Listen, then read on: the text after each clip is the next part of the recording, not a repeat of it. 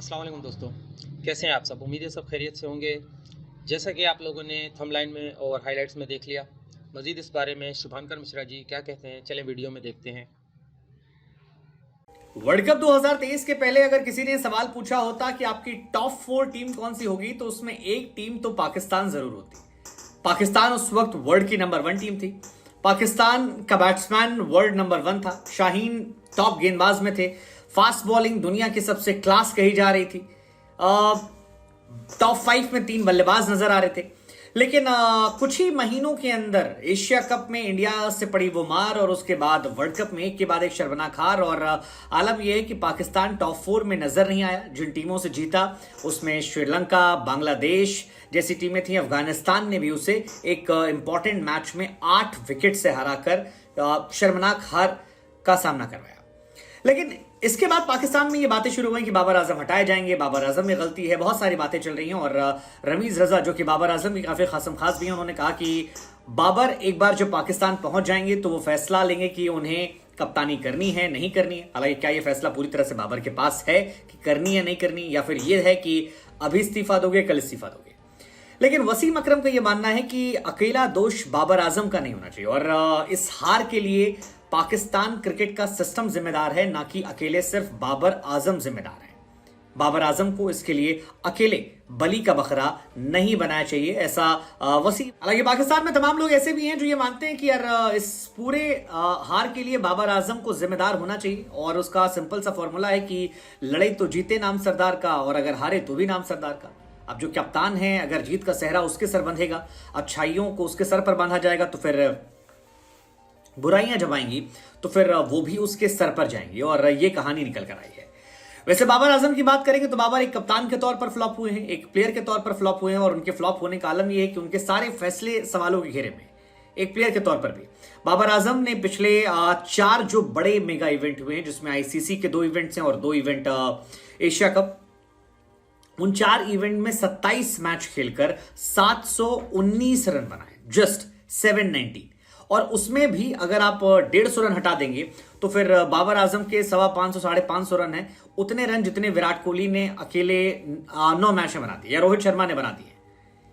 और ये बाबर ने 27 में से एक मैच नेपाल वाला मैच है, 26 मैच बनाए। एवरेज 26 है, 150 हटा देंगे तो शायद 20-22 का एवरेज रह जाएगा। सो क्या ये बाबर आजम एक्चुअली में किंग कहलाने लायक हैं? क्या बाबर आजम को दोष नहीं देना चाहिए? और क्या उनकी तुलना इसके बाद विराट कोहली जैसे खिलाड़ियों से होना सही है? नहीं सही है। मतलब यहां तो लगता है कि बल्लेबाजी में, हालांकि बाबर आजम का अकेले दोष नहीं है, ये जो लोग कह रहे हैं उनका भी तर्क जो है वो थोड़ा लॉजिकल है। वो लॉजिक ये है कि अगर आपका सबसे prime bowler Shaheen Shah Afridi 15 wicket निकालता और उसमें केवल 3 विकेट ऐसा होता जो पावर प्ले में होता है,